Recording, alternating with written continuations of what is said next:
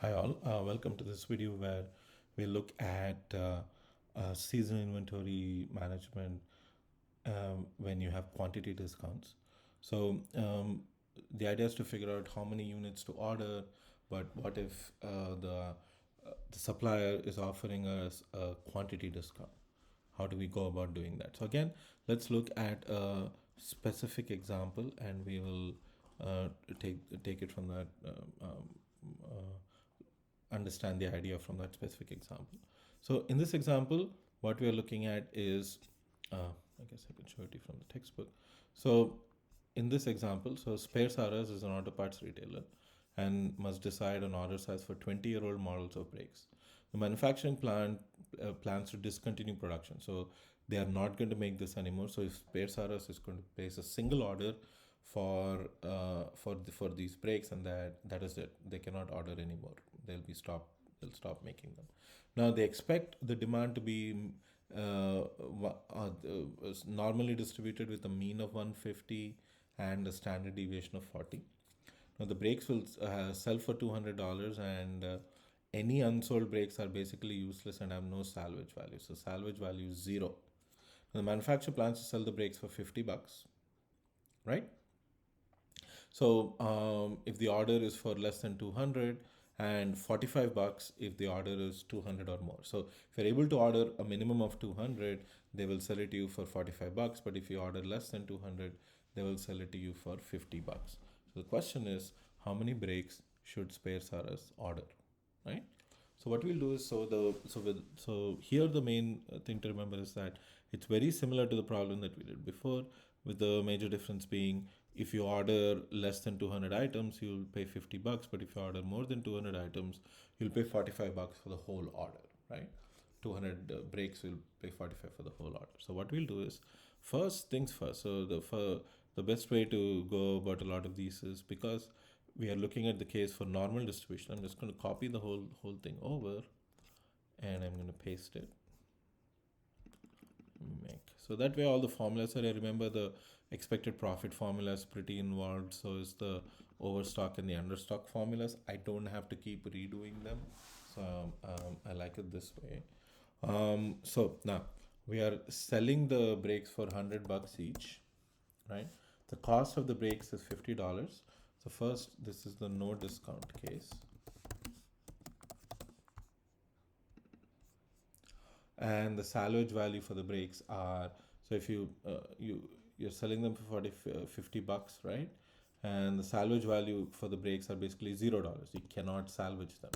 Anything that you do, you'll not be able to salvage them. So given that, so the mean and standard deviation for demand are 150 and 40 respectively. So it'll be 150 and 40 respectively.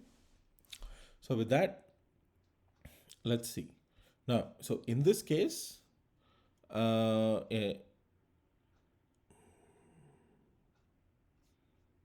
sorry, we're selling them for 200, not 100. Right? So the cost of understocking is 150 $150, because we could have made $150 in profit. Cost of overstocking is you basically have to throw out the whole thing, so it's $50 for the cost of overstocking. So the cycle service level will be 75%. So if the cycle service level is 75%, then the optimal order quantity will have to be 177 brakes. And the expected profit for ordering these 177 brakes is around 19,957, with an expected overstock of 33 and an understock of 6. Now, with discount,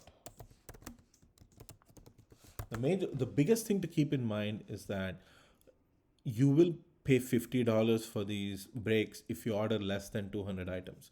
So because the optimal order quantity is 177 and it is less than 200, you will buy them at $50 only, because you're only ordering 177 brakes. So again, let me copy all the numbers over.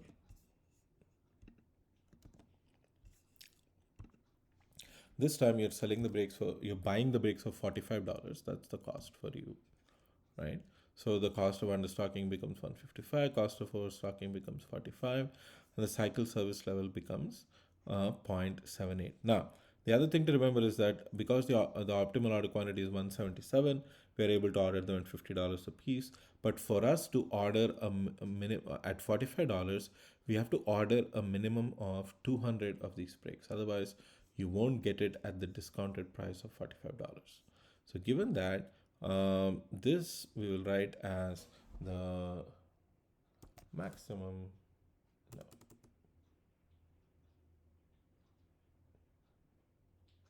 I guess it's not doesn't make sense to write a complicated formula here. So if this number is less than 200, which means that if you order 180 brakes only, you will not get them at $45.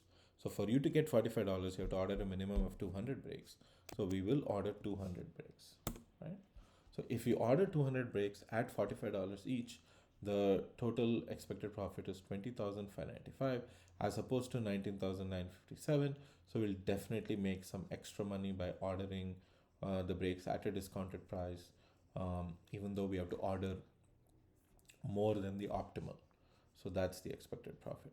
So with that, we can say that we'll have way more overstock than understock because it definitely went up, and yeah, so that's the idea. So with discount, what you have to do is you change the price to the discount value, and then find the optimal order quantity. If the optimal order quantity is less than the threshold, then you have to hit a minimum in the threshold, and the minimum is 200, and that is what you end up hitting, right? And uh, that's what happens when you have quantity discounts, right? Right. Okay.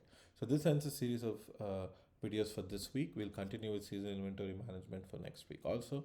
So I'll see you in these videos next week. Take care.